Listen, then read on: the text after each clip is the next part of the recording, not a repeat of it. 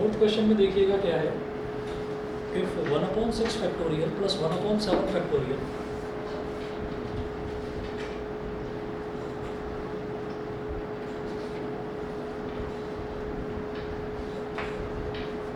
(1/6 factorial plus 1/7 factorial is equal to x/8 factorial is equal to x/8 factorial. तो आपको x की value find out करनी है, ठीक है। अच्छा, फैक्टोरियल का मैं एक बार दोबारा से आपको हिंट देता हूँ क्या होता है। जैसे 2 फैक्टोरियल है तो इसको बोलते हैं 2 × 1, कहाँ तक आपको मल्टीप्लाई करना है डिक्रीजिंग ऑर्डर में जब तक 1 ना आ जाए। ऐसे मान लीजिए 3 फैक्टोरियल है तो क्या करेंगे 3 × 2 × 1। ऐसे मान लीजिए 4 फैक्टोरियल है तो 4 × 3 × 2 × 1। इस तरीके से करते हैं, ठीक है, डिक्रीजिंग ऑर्डर में जब तक 1 ना आ जाए। तो अब यहाँ पर मुझे x की वैल्यू निकालनी है। कैसे करेंगे, जो सबसे छोटे वाला फैक्टोरियल है उसको वैसे ही रहने देंगे, जैसे 6 फैक्टोरियल है इसको ऐसे ही रहने देंगे।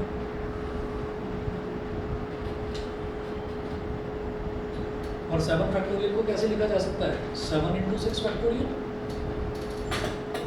भाई 7 इंटू, अगर 6 फैक्टोरियल की बात करेंगे तो वो क्या होगा 6 × 5 × 4 × 3 × 2 × 1।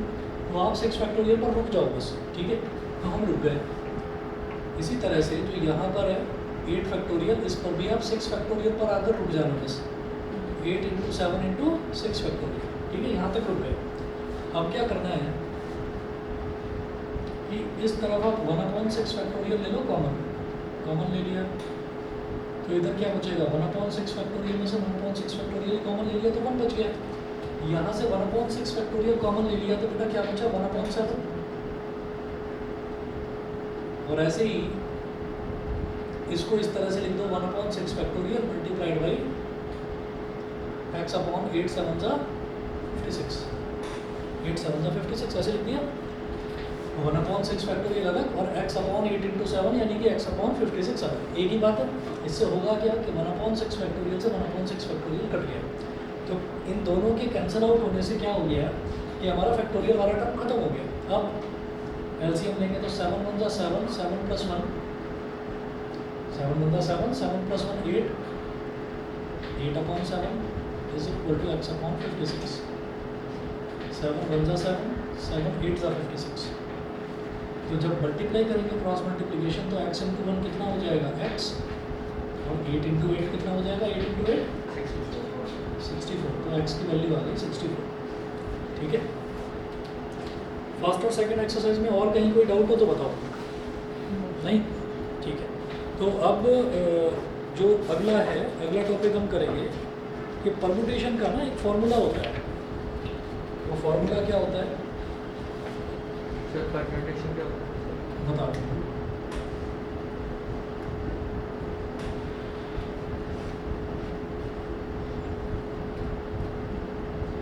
परम्यूटेशंस का मतलब ये है कि अगर मान लीजिए हमारे हाथ में एक ताश की घंटी है, ठीक है, और deck of playing cards, deck का मतलब होता है घंटी, ठीक है। तो हमारे पास ताश की घंटी है और हम क्या कर रहे हैं, हम उसको ऐसा करते हैं कि बार बार उसको हम शफल कर रहे हैं, है ना, बार बार शफल कर रहे हैं। तो हम कितनी तरीके से शफल कर सकते हैं, तो हम ये कहेंगे भाई इनफाइनाइट नंबर ऑफ टाइम्स। किसी जगह में क्या करूँगा, किसी में मैं किंग ऊपर रख दूंगा ब्लैक कलर का, किसी में मैं रेड कलर का किंग ऊपर रख दूंगा, किसी में मैं क्वीन को जो बीच में डाल दूंगा, किसी में हम क्वीन को जो है वो बिल्कुल सबसे ऊपर रख देंगे। तो हम उसको रीशफल कर सकते हैं कितने नंबर ऑफ टाइम्स, न जाने कितने टाइम्स, ठीक है। हालांकि उसको भी कैलकुलेट करने का एक मेथड है, मैं बताऊँगा अभी। तो किसी भी चीज़ को अरेंज करने का जो तरीका होता है that is called permutation. Permutation का सिनोनिम यानी कि दूसरा नंबर ही अरेंजमेंट होता है। तो हम क्या करते हैं कि जैसे मान लीजिए यहाँ पर 20 कुर्सियाँ रखी हुई हैं, आपने 20 कुर्सियों में से आपसे कोई ये कहे कि भाई 5 कुर्सियों का परम्यूटेशन बताओ ज़रा। तो आप ये कहेंगे कि अच्छा 5 कुर्सियाँ, तो आप 5 कुर्सियाँ निकालेंगे और निकालने के बाद फिर आप रख देंगे कि ये 5 कुर्सियाँ। तो मैं देख कर ये कहूँगा कि अच्छा इनको रखने का बस ये तरीका है। तो आप सोचोगे, फिर कहोगे नहीं, ये थोड़ी पतली वाली चेयर आगे रखी हुई है, मैं पतली वाली चेयर को पीछे रख देता हूँ। तो आपने उसको सेकंड पोजीशन पर रख दिया और पहली पोजीशन पर आपने थोड़ी हैवी वाली चेयर को रख दिया।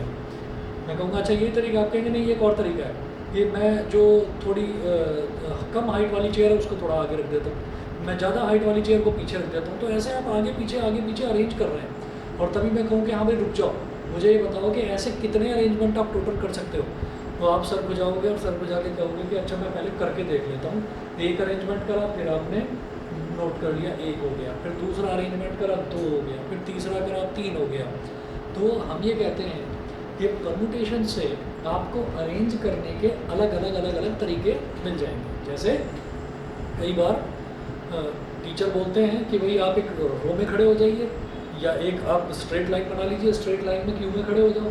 तो एक जो बच्चा बेचारे की जिसकी सबसे कम हाइट है वो कहता है कि यार ये क्या तरीका हुआ, मेरी हाइट सबसे कम है, मुझे सबसे आगे खड़ा कर दिया जाता है हर बार, है ना। कोई ऐसी बात हो जाए जिस पर हंसी आ जाए तो टीचर चिढ़ जाता है, मुझे ही डांट पड़ती है। तो अब क्या है कि फिर बच्चों ने ये सोचा कि नहीं, कुछ हम अरेंजमेंट करते हैं कि आगे पीछे तुम्हें, मतलब हर बार एक ही बच्चा सबसे आगे खड़ा ना हो, हर बार एक ही बच्चा सबसे पीछे खड़ा ना हो।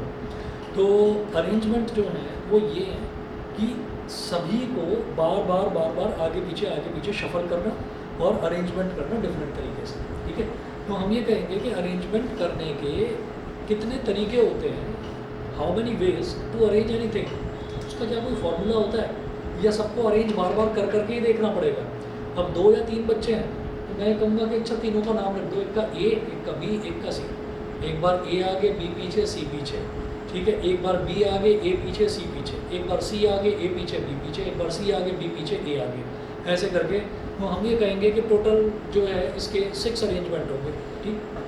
चलिए 6 अरेंजमेंट होंगे तो ये तो 3 ही बच्चे थे तो अरेंजमेंट कर दिया, 50 बच्चे होंगे तो कैसे करोगे, ठीक है। तो डायरेक्टली ऐसे कैलकुलेट करने का कोई शॉर्टकट, हम ये कहते हैं कि हाँ एक शॉर्टकट तरीका होता है।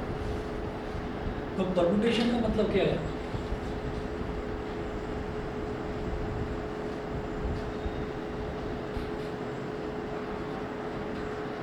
It is the way of selecting and arranging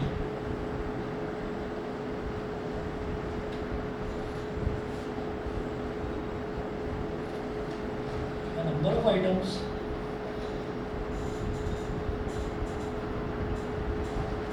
as per some set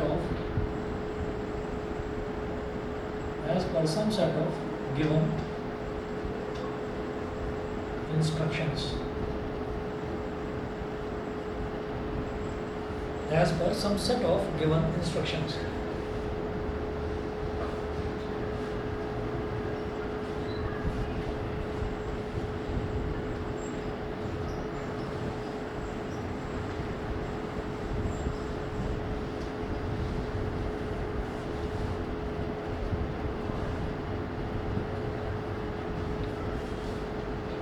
formula क्या होता है, एम पी आर, ऐसे लिखोगे ऊपर एन फिर नीचे पी, फिर पी के सबस्क्रिप्ट में r. M p r is equal to n factorial upon n minus r का factorial, n factorial upon n minus r का फैक्टोरियल। अब यहाँ पर एन क्या है और आर क्या है। एन का मतलब क्या है कि अगर कोई आपसे कहे कि 10 चेयर रखी हुई हैं और 10 में से आपको 4 चेयर्स जो हैं वो अरेंज करके बतानी है, कितने अरेंजमेंट हो सकते हैं 10 में से 4 चेयर्स को अरेंज करने के। तो आप क्या करेंगे, आपके लिए n तो हो गया 10, कि total number of chairs available वो तो हो गए 10, और उसमें से आपको 4 का अरेंजमेंट करना है, यानी कि 4 चेयर्स को पहले तो सेलेक्ट करोगे, कोई भी 4 आपने आँख बंद करके उठा ली, फिर आप उन 4 को आगे पीछे के पहले सबसे आगे इसको रखूँगा, फिर सबसे पीछे इसको रखूँगा, फिर थर्ड पोजीशन पर इसको रखूँगा, फिर थर्ड पोजीशन पर इसको रखूँगा। तो वो जो नंबर ऑफ़ अरेंजमेंट्स हैं, तो आपने सेलेक्ट कितनी करी, 4 चेयर्स करी, तो एन पी आर, वो फॉर्मूला लगेगा सीधा सीधा एन की जगह 10, तो 10 फैक्टोरियल अपॉन एन की जगह 10, आर की जगह 4, तो 10 minus 4 factorial, 10 factorial upon 10 minus 4 factorial. ये करना है, ये एक शॉर्टकट फार्मूला है, सीधे सीधे आपके टोटल नंबर ऑफ़ अरेंजमेंट्स यहाँ से निकल कर आ जाएंगे, ठीक है। अब इसमें पहले डायरेक्ट क्वेश्चंस भी करेंगे, फिर प्रैक्टिकल क्वेश्चंस भी देखेंगे किस तरीके से होता है। यहाँ पर आप स्टार्ट करें एग्जाम्पल नंबर 9 पर आ जाइए, page number 144।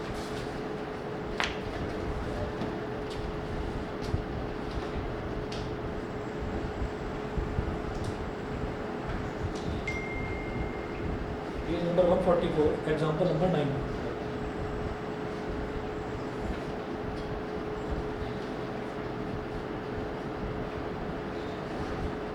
Find the number of permutations of the letters of the word Allahabad. ठीक है, तो पहले आप जो आपके पास वर्ड है वो पहले लिखेंगे, यहाँ लिखेंगे अल्फ़ाबेट्स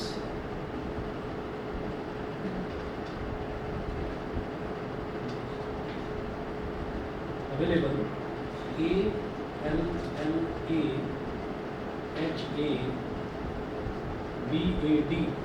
ALLAHABAD, ठीक है। इलाहाबाद ये आपको वर्ड दे रखा है। अब वो बोल रहे हैं find the number of permutations of the letters of the word Allahabad. तो इसमें एक चीज़ आपको याद रखनी है कि कभी भी हमारे पास ऐसे अल्फ़ाबेट्स वाले जब क्वेश्चंस आएंगे तो वो क्या पूछ रहे हैं, नंबर ऑफ परमुटेशंस। तो नंबर ऑफ परमुटेशंस मतलब नंबर ऑफ अरेंजमेंट्स पूछा जा रहा है। तो आप सीधे लिखेंगे और कुछ एक्सप्लेन करने की भी ज़रूरत नहीं है, सीधा लिखेंगे नंबर ऑफ परमुटेशंस। अब इसमें क्या बोला कि हमारे पास टोटल अल्फ़ाबेट्स कितने, जरा काउंट करो, 1 2 3 4 5 6 7 8 9, टोटल 9 अल्फ़ाबेट्स हैं। अब उन्होंने बोला कि सारे परमुटेशन बताओ, मतलब 9 में से 9 को ही सेलेक्ट करना है और 9 को ही अरेंज करना है। 9 में से 9 को ही सेलेक्ट करना है और 9 को ही अरेंज करना है। तो जरा देखना क्या बन जाएगा, 9P9। 9P9 का मतलब क्या हो गया, 9 फैक्टोरियल, मतलब मेरे पास n जो है वो भी 9 हो गया। अभी नोट मत करो, पहले देखो, n जो है वो भी 9 हो गया और r जो है वो भी 9 हो गया। तो 9 factorial upon 9 minus 9 factorial, n factorial upon n minus r factorial. तो 9 फैक्टोरियल अपॉन 0 फैक्टोरियल, 0 फैक्टोरियल की वैल्यू 1 होती है। तो ये सिर्फ 9 फैक्टोरियल रह गया, ये सिर्फ 9 फैक्टोरियल रह गया। लेकिन यहाँ पर होता क्या है, इन क्वेश्चंस में जहाँ पर अल्फ़ाबेट दे रखे हैं तो वहाँ पर अगर हम ये देखते हैं कि कोई अल्फ़ाबेट रिपीट हो रहा है, तो कितने अल्फ़ाबेट्स हैं जो रिपीट हो रहे हैं। मैं ये कहूँगा L जो है वो 2 बार आ रहा है, L जो है तो वो 2 बार आ रहा है। तो जो जितने भी नंबर ऑफ अल्फ़ाबेट्स हैं रिपीट हो रहे होते हैं, जैसे कि 2 बार आ रहा है तो इसको क्या लिख देंगे, 2 फैक्टोरियल, नीचे डिवाइड में।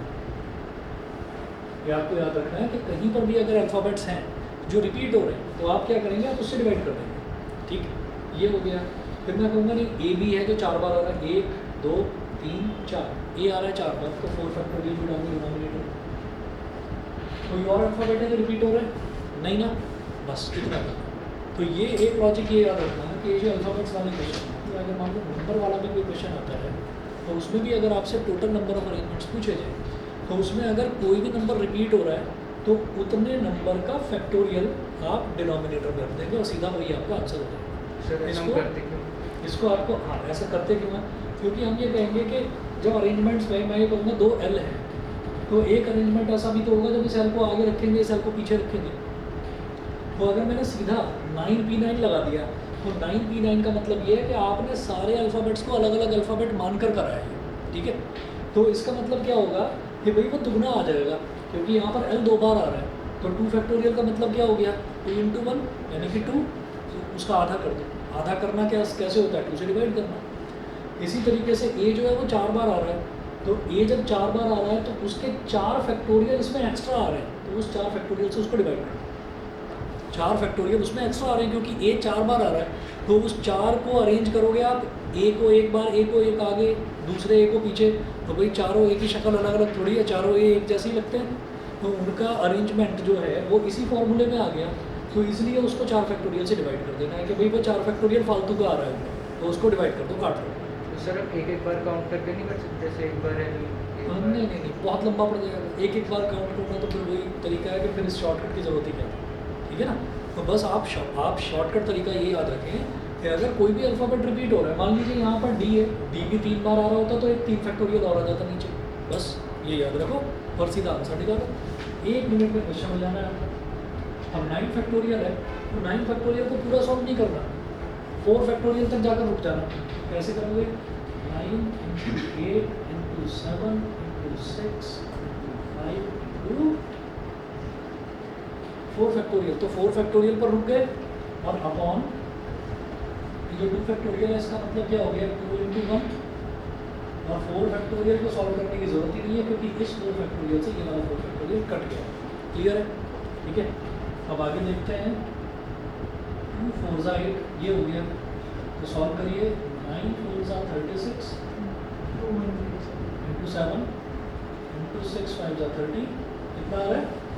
756 ठीक है 7560 यही है answer.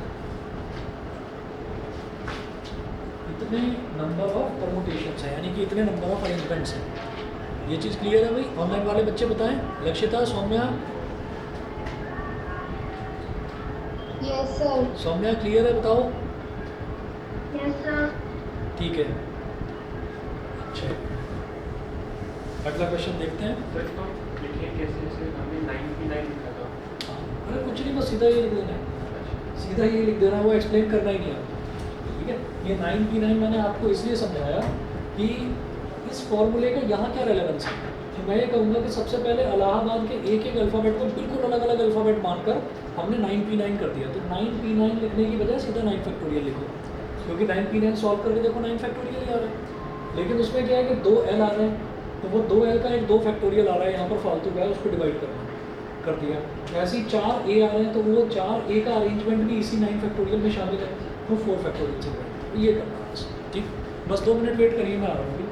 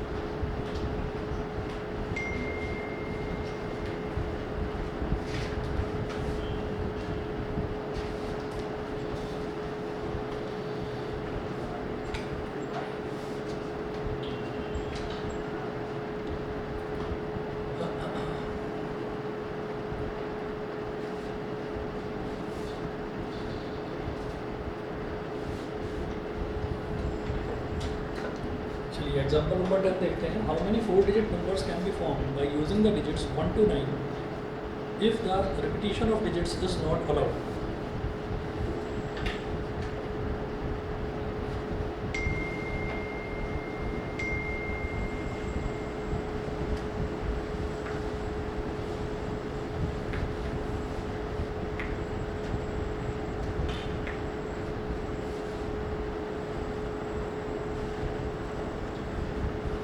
Many 4-digit numbers can be formed by using the digits 1 to 9 if repetition of digits is not allowed। repetition of digits allowed नहीं है, और ये बोल रहे हैं कि कितने डिजिट का आपको नंबर बनाना है, 4 डिजिट का नंबर बनाना है, और by using the digits 1 to 9। तो मेरे पास डिजिट्स अवेलेबल कितनी है? 9 डिजिट्स अवेलेबल है।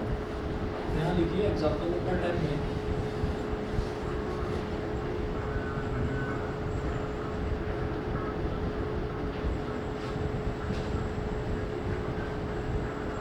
डिजिट्स अवेलेबल कितनी है? 9 है, और हमको नंबर 4 डिजिट नंबर हमको बनाना है।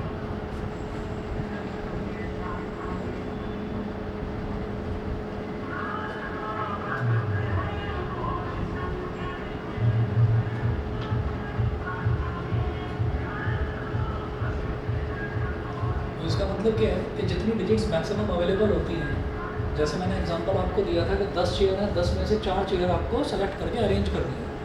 तो इसी तरीके से आप क्या है कि 9 डिजिट हैं, 1 से लेकर 9 तक 9 डिजिट है, और 9 डिजिट का आपको अरेंज करके 4 डिजिट का नंबर बनाना है। तो n की वैल्यू 9 हो गई और r की वैल्यू 4 हो गई, ठीक है। यहाँ पर लिखें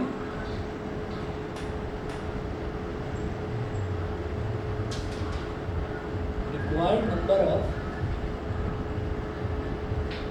numbers, required number of numbers के कितने नंबर्स बन सकते हैं ये बताना है। तो वो क्या बनेगा, n, ये वैल्यू तो हो गई n की, और ये वाली वैल्यू हो गई r की, है ना। 9p4, 9 factorial upon 9 minus 4 factorial, तो 9 factorial upon 5 factorial, 9 into 8 into 7 into 6 into 5 factorial, बस यही पैरामीटर हो गए, और 5 फैक्टोरियल से ये 5 फैक्टोरियल कैंसिल आउट, ठीक है।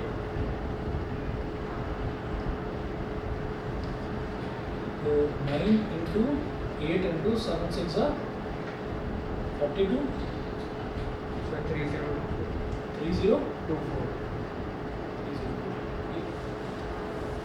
ठीक है जी। रिजल्ट आ गया आपका 3024। अब ऐसे ही देखिए रिपीटेशन वाला कैसा है? रिपीटिशन वाला मैं बताऊंगा, आने दो क्वेश्चन बताऊंगा। एग्जाम्पल नंबर 11 देखिएगा।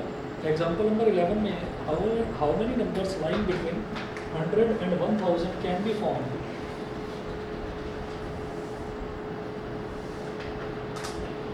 How many numbers lying between 100 and 1000 can be formed with the digits 0, 1, 2, 3, 4, 5? If the repetition of digits is not allowed, तो अभी जितने भी क्वेश्चंस हैं वो डिजिट रिपीटिशन नॉट अलाउंस वाले चल रहे हैं, जिसमें हमको डिजिट का रिपीटिशन अलाउड नहीं है, वो वाले क्वेश्चंस हैं। तो numbers lying between 100 and 1000,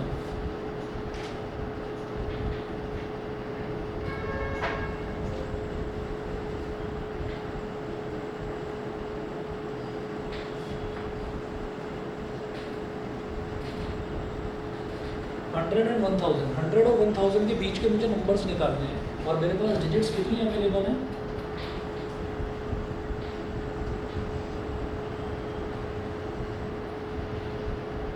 digits available can be found with the digits 0, 1, 2, 3, 4, 5।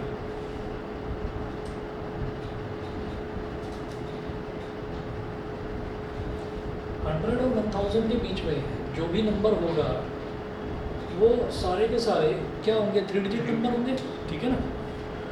समझ गए कि नहीं भाई? 100 और 1000 के बीच में, तो 100 को नहीं लेना, 1000 को नहीं लेना, क्योंकि उन्होंने बोला बिटवीन, बिटवीन का मतलब उसके बीच वाले नंबर लेने, उनको नहीं लेना है। तो 100 से जस्ट बड़ा नंबर 101 हो गया, और 1000 से जस्ट छोटा नंबर 999 हो गया। मैं 999 तक जा सकता हूँ बस, ठीक है। तो मैं ये कहूँगा numbers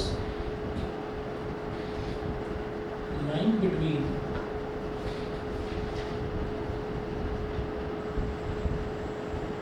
numbers lying between 100 and 1000 are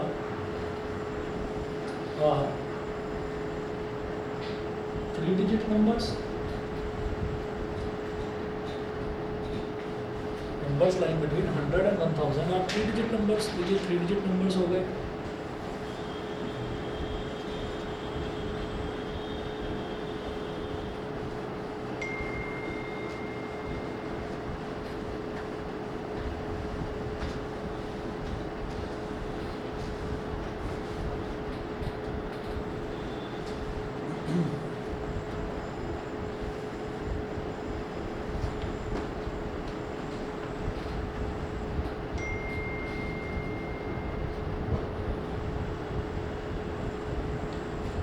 numbers line between 100 and 1000 और 3-digit नंबर्स, तो ये सारे के सारे 3-digit नंबर्स हो गए।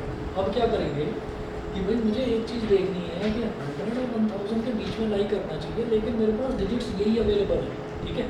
तो मैं इसको, ये वाला जो क्वेश्चन है, मैंने आपको एक चीज़ बताई थी कि जब भी मुझे ज़रूरत पड़ेगी परमुटेशन की, तब मैं परमुटेशन का फॉर्मूला लगाऊंगा, और जब मुझे ज़रूरत पड़ेगी वो फंडामेंटल प्रिंसिपल ऑफ काउंटिंग जो शुरुआत में करा था, तब मैं वो फॉर्मूला लगाऊंगा। तो 3 डिजिट का नंबर है, 3 डिजिट का नंबर है, अच्छा, तो नंबर ऑफ नंबर्स, इसके लिए 3 डैश बना लीजिए, 1 2 3, ठीक है। यहाँ पर लिखना, एग्जाम में भी ऐसे ही कर देना, आप ये सब समझाने के लिए नहीं बता रहा, एग्जाम में भी ऐसे ही कर देना। हंड्रेड्स प्लेस इधर लिखना, टेंस प्लेस, और इधर लिखना यूनिट्स प्लेस।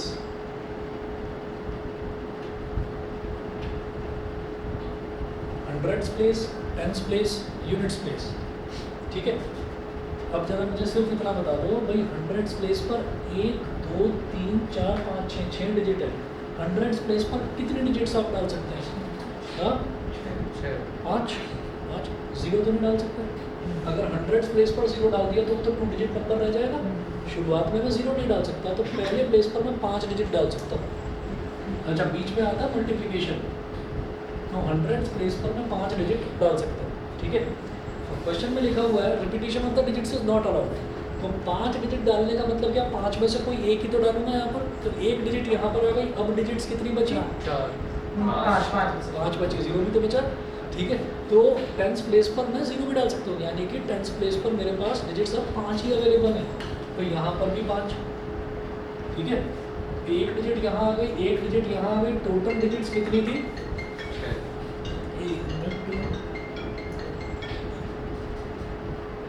एक मिनट, हेलो जी, नहीं मैं ना उनका बेटा बोल रहा हूँ, मैं आपसे 1 घंटे बाद करूँ प्लीज़ कॉल? ओके।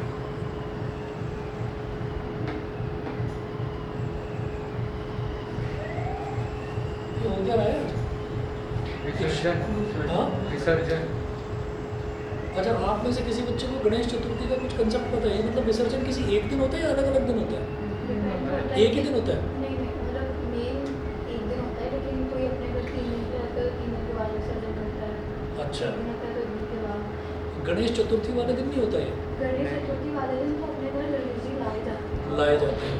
और अच्छा, फिर उसके बाद शायद 9 या 11 दिन बाद प्रॉपर विसर्जन होता है, लेकिन फिर अपने घर 3 दिन रखता है, तो 3 दिन बाद करता है। अच्छा, क्योंकि मैं ये देख रहा था, मुझे एक बार लगा कि बहुत सारे लोग जा रहे थे, बहुत बड़ी एक रैली जा रही थी, उसमें बीच में मैंने देखा कि बहुत बड़ी मूर्ति थी गणेश जी की, तो मुझे ये लगा, और सब लोग डांस करते हुए कुछ गाना वाना चलाते हुए जा रहे थे, तो मुझे लगा शायद विसर्जन हो जाएगा, है ना।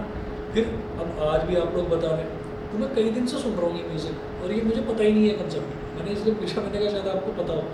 एक लड़का आता है अभी आपसे पहले वाले बैच में, महाराष्ट्रियन है, तो महाराष्ट्र में लोगों को बड़ा, मतलब महाराष्ट्र में बड़ी उससे मनाया जाता है ये वाला जो फेस्टिवल है। तो मैंने उससे पूछा, कहता सर मुझे पता नहीं, मैं तो जब से पैदा हुआ हूँ यहीं पर हूँ, और पेरेंट्स जो हैं वो महाराष्ट्र के हैं, तो अब मनाया जाने लगा यहाँ पर। मैं पिछले 3-4 साल से देख रहा हूँ, उससे पहले नहीं था। कांवड़ का तो बड़ा चलता है ज़ोर शोर से, तो मैं सोचता था कि शायद जैसे एक दिन होता है कांवड़ का, ऐसे शायद ये भी होता है। तो ये किसी भी दिन, कि भाई 3 दिन, कोई 3 दिन रखता है। महाराष्ट्र में तो 11 दिन ही रखते हैं, मतलब पर यहाँ पे सुविधा 1.5 दिन, 3 दिन, 5 दिन, 7 दिन, 9 दिन, 11 दिन के रखे जाते हैं, तो जितने दिन के लिए रखो उसके दिन बाद। जितने भी पंडाल लगते हैं वहाँ के तो 11 दिन बाद ही होते हैं। आपको भी पता है क्या? थोड़ा थोड़ा तो ऐसा ही है, अलग अलग स्टेट्स का है, लेकिन ये मैं देख रहा हूँ पिछले 4-5 साल से बहुत तेज़ी से बहुत लोग कर रहे हैं यहाँ पर भी, पहले नहीं था। वसुंधरा में तो हाँ, वसुंधरा में शायद हिंडन नदी में ही करते हैं। यहाँ 2 साल से हमारी सोसाइटी में भी रखे जाते हैं, जे ब्लॉक में, के ब्लॉक में, एल ब्लॉक में। ये शाम के टाइम पर ये सारे काम होते हैं, शाम के टाइम पर मैं पढ़ाता रहता हूँ, मुझे पता ही नहीं चलता चल क्या रहा है दुनिया में।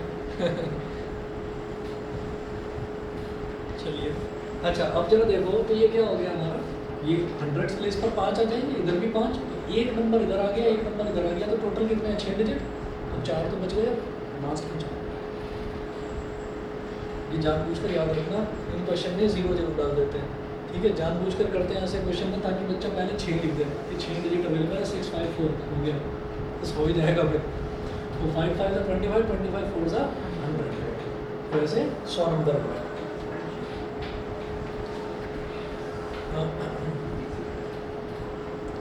चलिए जी। सर हम बीच में मल्टीप्लाई क्यों लगाते हैं? अच्छा मल्टीप्लाई क्यों लगाते हैं? मल्टीप्लाई यार इसका एक कंसेप्ट पिछली क्लास का एक बार वीडियो देख लेना, मैंने समझाया था ढंग से, उसको देखना। मतलब कुल मिलाकर ये है कि 5 डिजिट में से कोई भी एक डिजिट यहाँ पर हम आगे ला सकते हैं। तो मान लो मैंने सबसे पहले मैंने यहाँ पर 1 रख दिया, तो 1 जो है 1 के आगे फिर मैं अलग अलग अरेंजमेंट करता रहूँगा। तो 1 के आगे वाले मान लो 10 अरेंजमेंट हो गए, तो फिर 2 के आगे भी तो 10 ही अरेंजमेंट होंगे, फिर 3 के आगे भी 10 ही अरेंजमेंट होंगे, फिर 4 के आगे भी 10 ही अरेंजमेंट। तो इस तरीके से टोटल 5 नंबर हैं, तो इसलिए उनको सबको ऐड करने की बजाय सीधा सीधा 5 से मल्टीप्लाई करो। ये आप उसको देखना एक बार, शुरुआत का ही देख लेना। मैंने 2 अलग अलग वीडियोस डाली थी, एक तो आधे घंटे की वीडियो थी कॉम्प्लेक्स नंबर की, जो लास्ट के 3 क्वेश्चन करवाए थे, और आधे मतलब एक ही वीडियो है आधे घंटे की परमुटेशन वाली अभी तक जो ग्रुप पर है। तो उसमें शुरुआत के 10-15 मिनट में ये चीज़ बताई, समझ में आ जाएगा, बहुत ईजी है कॉन्सेप्ट। अच्छा अब देखिएगा एग्जाम्पल नंबर 12 देखते हैं। Find the value of n such that, लेकिन मुझे लग रहा है आज लास्ट होगा हाँ आज क्योंकि कल श्राद्ध है ना। नहीं आज सही में विसर्जन है लास्ट में। एग्जाम्पल नंबर 12 तुमने रखे होंगे, मेरी बुआ रखती है। इसीलिए पता है तुम्हें। Find the value of n such that, first है np5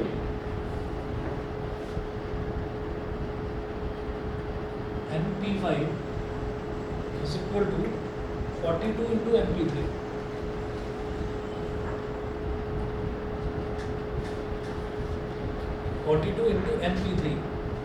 अब क्या करना है, बस वैल्यू डालनी है आपको। जो फॉर्मूला है np5 का मतलब क्या हो गया भाई, npr का मतलब था n factorial upon n minus r factorial. np5 का मतलब हो जाएगा n factorial upon n minus 5 factorial is equal to 42 multiplied by np3 का मतलब n factorial upon n minus 3 factorial. तो इधर n फैक्टोरियल है और इधर भी n फैक्टोरियल है, तो n फैक्टोरियल से n फैक्टोरियल कैंसिल आउट हो गया। तो 1 अपॉन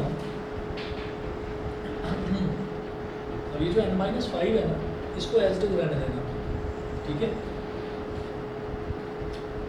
n माइनस 5 फैक्टोरियल, क्योंकि अगर इसको मैं मल्टीप्लाई करना शुरू करूंगा तो n माइनस 5 से जस्ट छोटा नंबर क्या होगा, एक नंबर छोटा, सोच कर बताओ, n माइनस 6, क्योंकि मुझे उससे एक छोटा चाहिए।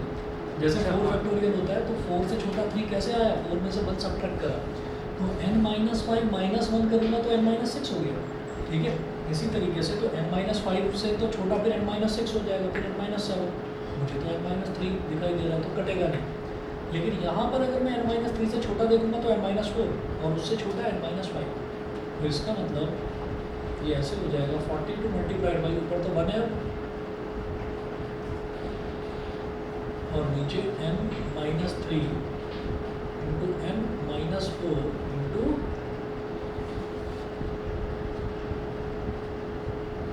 n minus 5 factorial. बताइए जी, समझ गए, क्लियर है? हाँ, तो अब ये देखिए ये n माइनस 5 फैक्टोरियल से n माइनस 5 फैक्टोरियल कट गया, ठीक है। उसके बाद ये जो n माइनस 3 और n माइनस 4 है ये डिनोमिनेटर में, 42 इंटू 1 यानी कि 42 न्यूमरेटर में, तो n minus 3 into n minus 4 यहाँ आ जाएगा, n minus 3 into n minus 4, n minus 3 into n minus 4 is equal to 42।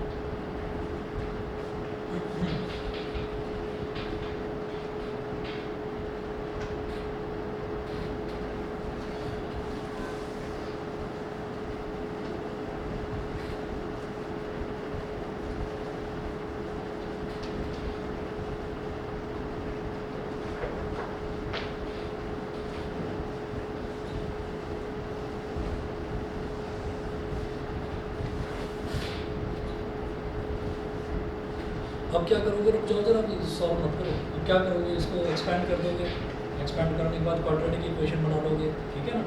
तो वो मत करो, एक नया तरीका बताता हूँ। n माइनस 3 है एक नंबर और उससे जस्ट छोटा नंबर है n माइनस 4, जस्ट एक नंबर छोटा, तो क्या 42 को इस तरह से स्प्लिट करा जा सकता है कि एक नंबर और उससे जस्ट छोटा नंबर कोई हो?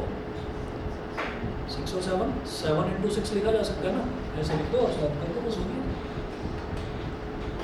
n-3 इंटू n-4, भाई n-3 एक नंबर है और उससे जस्ट एक नंबर छोटा n-4 है, तो 42 को लिखो 7 और 7 से जस्ट एक छोटा नंबर 6। अब n-3 7 के बराबर हो गया और n-4 6 के बराबर हो गया, क्योंकि इधर भी सेम पैटर्न है, एक नंबर और एक नंबर जस्ट उससे एक छोटा, इधर भी सेम पैटर्न और इधर भी क्या, एक नंबर और एक नंबर उससे जस्ट छोटा, और दोनों मल्टीप्लाई हो जाए। तो n-3 को 7 के बराबर रखोगे तब भी n की वैल्यू 10, n-4 को 6 के बराबर रखोगे तब भी n की वैल्यू 10। तो n-3 इज इक्वल टू 7 और n-4 इज इक्वल टू 6, तो सीधा सीधा हमारी n की वैल्यू 10 आ रही है यहाँ से। ठीक है, अब जैसे क्वाड्रेटिक में आप करते हैं, अगर मान लीजिए क्वाड्रेटिक बनाकर करोगे तो भी रिजल्ट सेम आएगा, लेकिन उसमें दो वैल्यूज़ आएंगी, तो कोई एक वैल्यू नेगेटिव आएगी, और परम्यूटेशन में कभी भी n की वैल्यू नेगेटिव नहीं आएगी, ना n की वैल्यू नेगेटिव होगी ना r की वैल्यू नेगेटिव होगी, ये याद रखना। क्योंकि ये सारे के सारे क्वेश्चंस जो हैं ये रियल टाइम प्रॉब्लम से रिलेटेड है। 10 कुर्सियाँ हैं, उसमें से 4 सेलेक्ट कर ली, 5 ऑरेंजेस हैं, उसमें से 3 सेलेक्ट कर लिए, उनको अरेंज करना है, तो कभी भी ऐसा नहीं होगा भाई -5 ऑरेंजेस रखे हुए, तो हमेशा पॉजिटिव ही नंबर होगा, तो इसलिए पॉजिटिव ही लेकर चलेंगे। ठीक है, लक्षिता, सौम्या, क्लियर है बेटा, बताइए। Yes, sir. ठीक है, चलिए आगे चलते हैं बेटा। तो यहाँ पे n is greater than 4 लिखा हुआ है, n is greater than 4, अच्छा, n इज ग्रेटर देन 4 का मतलब, यूज़ क्या है? अच्छा, n इज ग्रेटर देन 4 का यूज़ यही है कि जब आप सॉल्व करेंगे ना इसको, तो आप ये देखना, इसका यूज़ ये है कि कभी भी ये जो ऊपर वाला टर्म है ये नीचे वाले टर्म से छोटा नहीं हो सकता, या तो इक्वल होगा, ठीक है, या बड़ा होगा इससे। तो इसलिए उन्होंने देखा कि ये जो नीचे वाला टर्म है, क्योंकि हम 4 चीज़ें सेलेक्ट करेंगे तो वो 5 में से करेंगे या 4 में से 4 कर भी सेलेक्ट, कभी भी 3 में से 4 सेलेक्ट नहीं कर सकते। वो ये समझाने के लिए लिखा हुआ है, जैसे कई मतलब फ्रैक्शंस नहीं होते जहाँ पर लिखा रहता है p/q and q is not equal to 0, तो हमें पता है कि डिनोमिनेटर कभी 0 के नीचे नहीं होगा, ठीक है, या 0 नहीं होगा डिनोमिनेटर। ऐसे ही यहाँ पर भी हमें पता है कि अगर सिलेक्शन करना है तो ज़्यादा ही वैल्यू होगी, तो ग्रेटर देन 4 का मतलब 5 भी हो सकती है, 5 इधर होगा 5 इधर। चलिए जी, सेकंड पार्ट देखिएगा।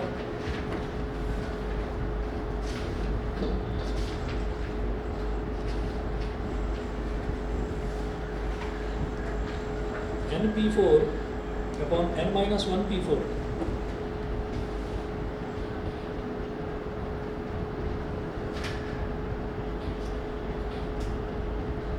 n/p4 upon n-1 p4 is equal to 5/3।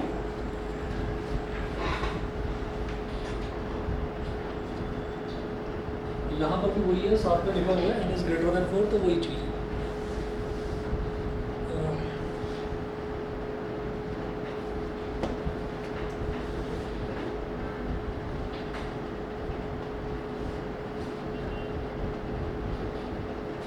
तो n/p4 का मतलब हो गया n factorial upon n-4 factorial upon n-1 p4 का मतलब हो गया n-1 factorial upon n-1 -4 factorial.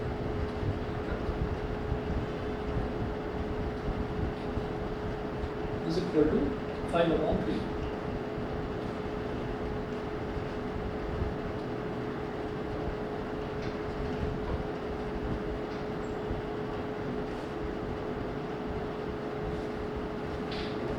चलिए जी, अब क्या करेंगे इसमें, जब भी मैंने आपको शायद पहले बताया था कभी कि अगर ऊपर भी कोई फ्रैक्शन है, यानी कि कोई रैशनल नंबर है और नीचे भी कोई रैशनल नंबर है और ये ऐसे डिवाइड हो रहे हैं, तो सबसे ऊपर वाला टर्म सबसे नीचे वाले से मल्टीप्लाई होकर न्यूमरेटर में आ जाता है और ये बीच वाले टर्म आपस में मल्टीप्लाई होकर डिनोमिनेटर में आ जाता है। तो ऐसे कर लीजिए, n factorial multiplied by n-1 -4 मतलब n-5 फैक्टोरियल, और ऐसे ही n-4 फैक्टोरियल और multiplied by n-1 factorial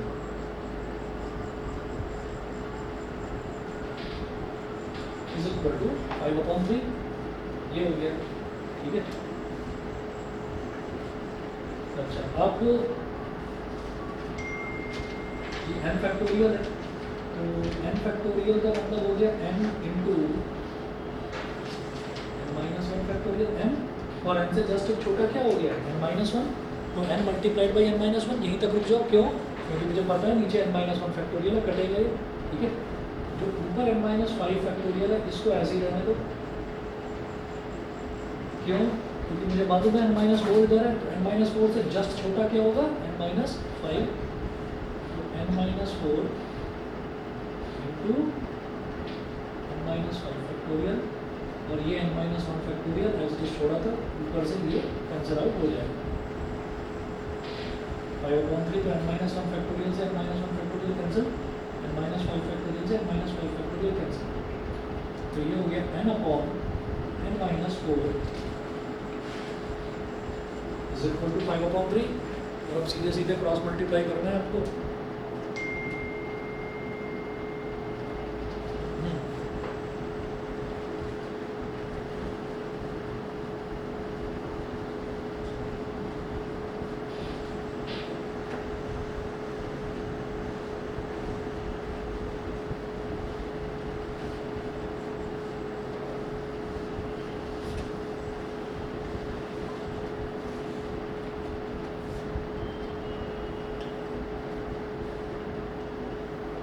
cross multiply करेंगे तो ये इससे मल्टीप्लाई हो जाएगा और ये इससे मल्टीप्लाई हो जाएगा, तो 5 into n-4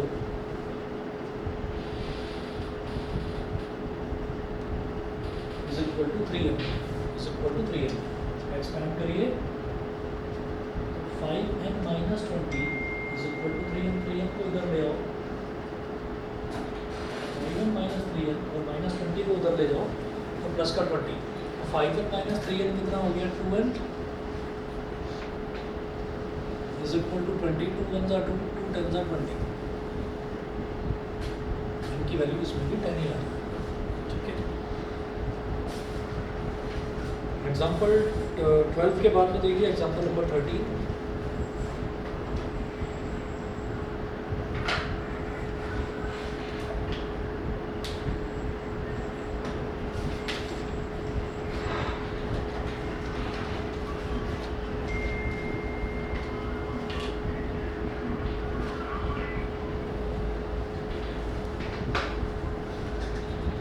Find out if 5 into 4pr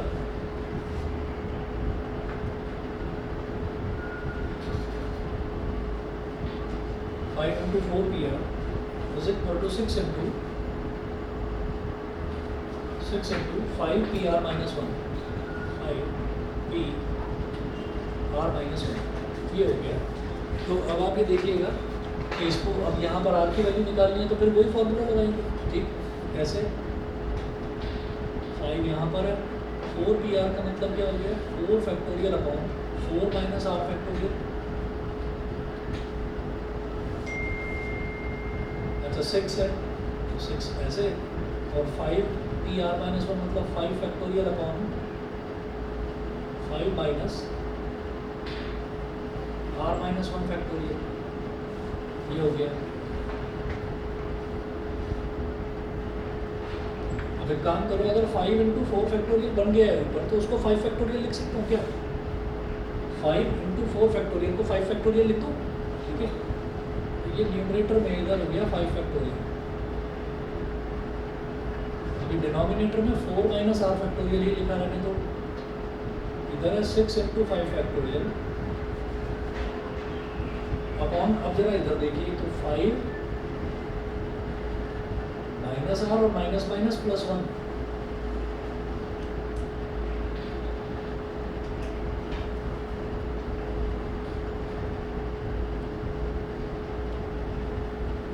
कितना हो गया 5 फैक्टोरियल से 5 फैक्टोरियल कट गया। अब बचा इधर 1 upon 4 minus r factorial, 4 minus r into 4 minus r minus 1 अगर मैं करूँगा तो 4 माइनस r माइनस 1 क्या बन जाएगा 3 माइनस r फैक्टोरियल, समझ रहे हैं?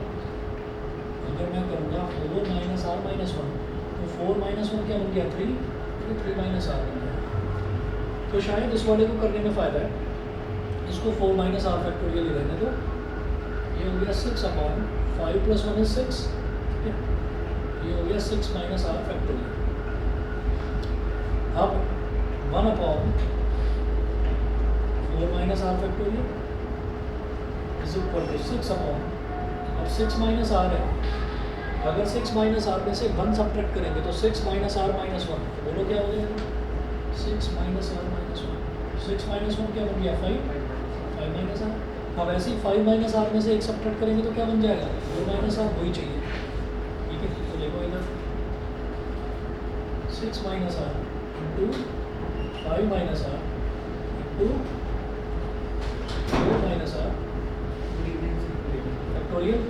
4 माइनस आर फैक्टोरियल से 4 minus r factorial cancel out हो गया, ठीक है।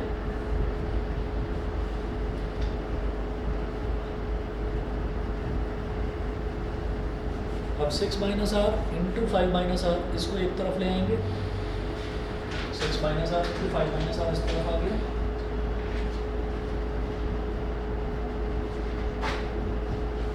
और राइट हैंड साइड पर क्या बचा? 6। तो इसको भी फिर वो करने की ज़रूरत नहीं है, आपको दिखाई दे रहा है 6 माइनस आर एक नंबर है और 5 माइनस आर उससे जस्ट एक छोटा नंबर, तो इसको क्या लिखा जा सकता है? 6 को 8 कुछ एक नंबर और उससे जस्ट छोटा नंबर का multiplication. 6 minus r into 5 minus r is equal to हो गया 3 इंटू, तो 6 minus r is equal to 3 लिख दो। 6 minus r is equal to 3 और 5 minus r is equal to 2।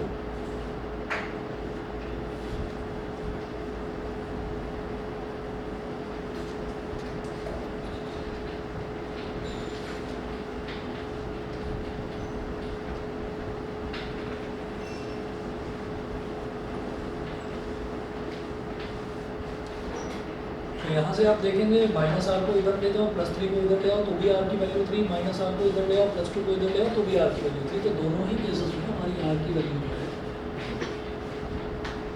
वो 3 आई, ठीक है। Good evening. क्या?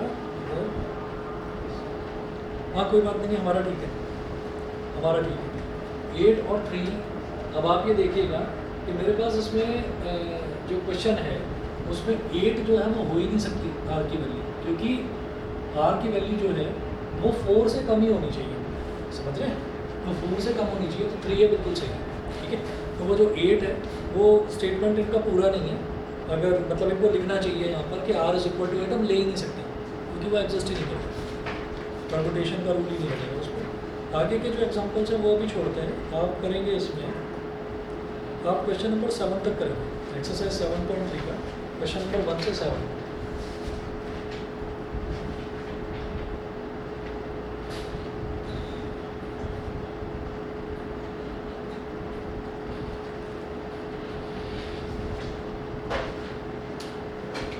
ये करना है, ठीक है। चलिए देखिए, ओके।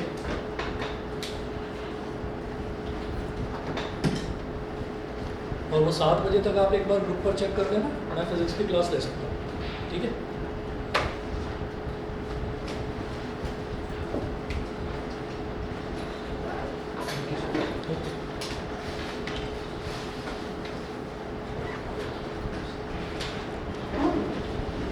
सर कल को अच्छा, ट्रिग्नोमेट्री के लिए